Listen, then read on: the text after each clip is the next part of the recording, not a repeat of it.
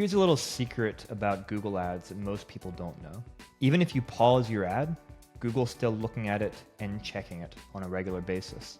And if something goes wrong down the road with the landing page that ad used to point to, you can still have problems, even a suspension from Google.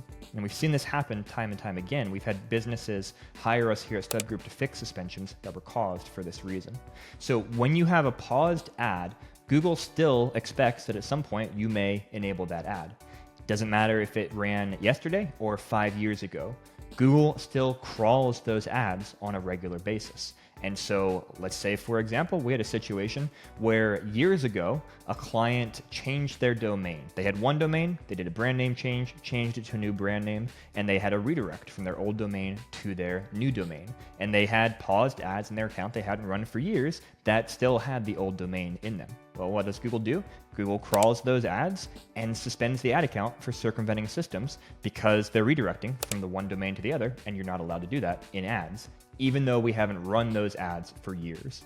So if you are running Google Ads, it really pays to, on a regular basis, go through your ad account and clean up old ads, old site links, anything that links to your website or anything that you just don't need anymore, and change it from paused status to removed status. So actually delete it. Once it's deleted, then you can still see historical information about it, but Google's not going to keep crawling it. But as long as it's just paused and not deleted, Google can crawl that. For more tips on how to not get your ads disapproved and your ad account suspended, please subscribe.